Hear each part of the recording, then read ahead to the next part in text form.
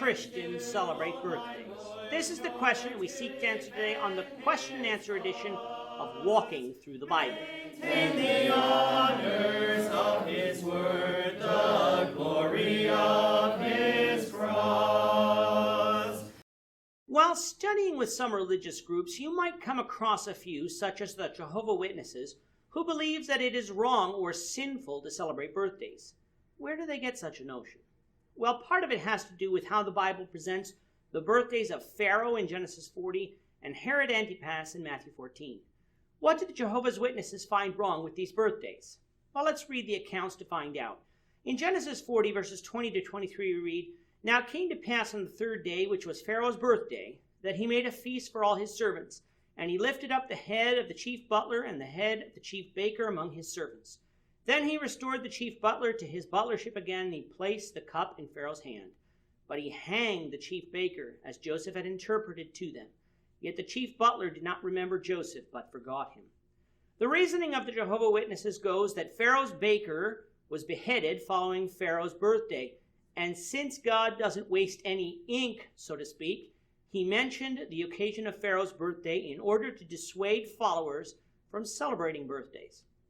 But I ask the question, was the baker hung because Pharaoh had a birthday, or was the birthday mentioned simply because that was the occasion after which the baker was hung? The latter is true because earlier in the chapter, God, through Joseph, had interpreted the dream of the baker as a dream about his death. No matter what occasion this was, the baker was going to die. It just so happened to be that it was Pharaoh's birthday.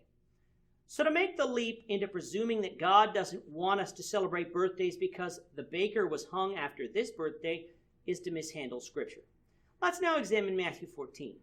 To preface our reading, we must note that John the Baptist is in prison for preaching against the unlawful marriage of Herod Antipas and Herodias. So with that in mind, let's read verses 6 to 12.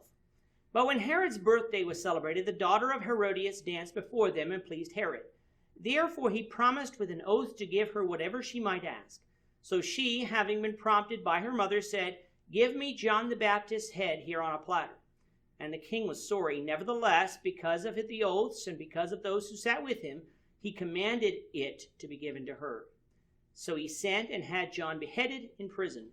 And his head was brought on a platter and given to the girl, and she brought it to her mother.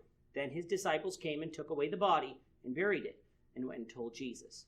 A similar argument to the one we discussed before about Pharaoh's birthday is made here as well by the Jehovah's Witnesses about Herod's birthday. They say that God, having Matthew mention Herod's birthday, is not an accident, and that John the Baptist being beheaded at this birthday should again show us God's displeasure of birthdays. Again, though, I ask, was John the Baptist beheaded because Herod had a birthday, or was it merely the occasion after which the beheading takes place? Again, it's the latter. When examining a scripture to find out which parts are important and which parts are merely incidental, you have to examine the context. John has been put in prison, and Herod would have put him to death, except that he was afraid of the people, for the people viewed John as God's prophet. However, Matthew is relating to us that John the Baptist did in fact die, so he is recounting to us how that happened. John did not die because Herod had a birthday. John died because Herod was enticed by his stepdaughter's dance and made a foolish vow. The daughter asked Herodias what she would ask for, and with Herodias now having an opportunity that couldn't be refused, she asked for the head of John the Baptist on a platter. If anything, this story would teach us the dangers of lust and what lust can make us do, for the daughter of Herodias should not have been dancing provocatively, nor should Herod have been watching. If either of those two things would have happened, John the Baptist would have remained alive. Again, to jump to the conclusion that God disapproves of birthdays because of these passages is a misuse of Scripture. But even though this may be true, we still haven't answered the question, can Christians celebrate birthdays? In our lives, we should be looking for divine authority for our practices.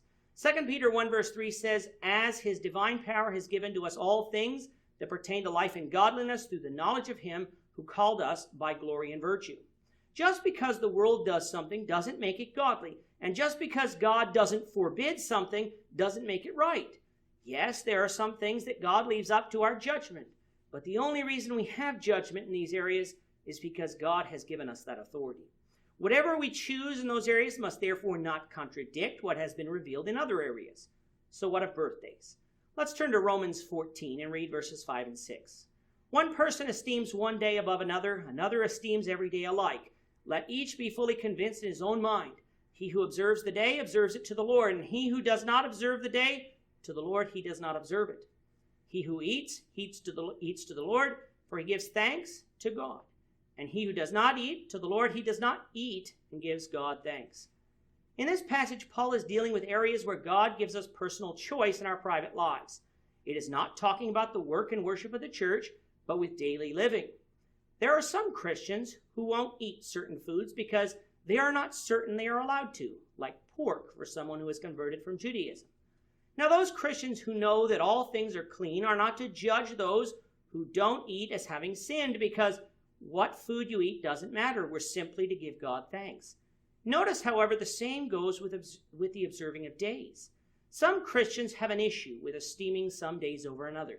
Other Christians recognize that God gives us liberty in this area to esteem some days higher than others. So if we recognize this, we should not judge those other Christians for not observing or force those who are not convinced to participate. In the end, neither party is to judge each other concerning days or months or festivals, so long as those observances don't break God's commands to us, for God allows us to make those decisions. Therefore, when it comes to birthdays, whether we choose to celebrate them is entirely up to us. If we feel that we cannot in good conscience celebrate them, then we mustn't do so, for Romans 14:23 says, if we cannot do something in faith, then it is sin. However, God does allow us to celebrate birthdays if we wish. He has given us that choice, so long as those celebrations don't turn into an opportunity for lust, greed, or sinful desires. Well, I know much more can be said on this topic, but our time is up for now. We hope you'll join us for tomorrow's discussion of Matthew 27, verses 11 to 14, as we continue our walk through the Bible, one verse at a time. Thank you for watching today's episode. We hope that you found it edifying and ask that you not only subscribe to our channel and podcast, but that you like and share this episode among your friends, so that the saving gospel of Jesus Christ can go out to the whole world.